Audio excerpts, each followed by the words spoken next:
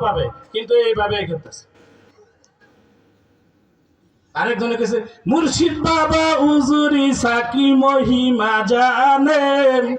আরে তারপরে কি গলার মালা দরিয়া ধীরে ধীরে টানে, আর কতগুলি গরু হিমহে হিমহে হিমহে হিমহে এরকম জিকির করছে না? কোন জিকির আছে হিমহে হিমহে? ঠিক আছে, এইটারে আবার বানাইছে অন্য যেগুলি টিকটকুলারা, কই যে মুর্শিদ বাবা হুজুর ঈশা কি মহিমা জানে, শারীর আসল ধইরা ধীরে ধীরে টানে। তাহলে এমন কিছু বলার দরকার কি যেটার দ্বারা মানুষের ট্রল করে? কোরআন হাদিসে রিয়া নাই, কোরআন হাদিস নাই।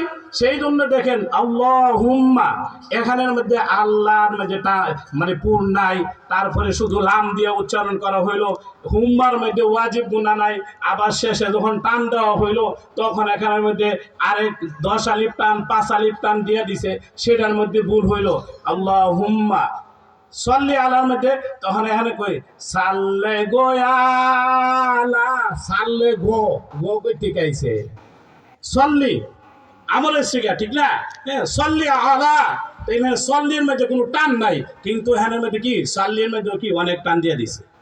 সাল্লে আলা এইভাবে টান দেয়, তাহলে এখানের মধ্যে টান আছে, আলা একালি টান আছে। মোহাম্মদ এখানেও ওয়াজিব গুণ, অর্থ হইল প্রশংসিত।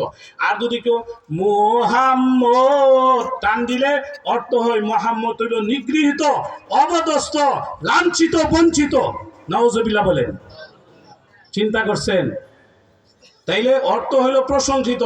এই প্রশংসিত আপনি যে ভুল পড়লেন, নবীর নামটা এত এশকর কুতকুত করলে ভালো হয় না। এশকে যদি আপনি রসুলের এশকে যদি পড়েন শুদ্ধ করে পড়তে হবে, অল্প পড়েন।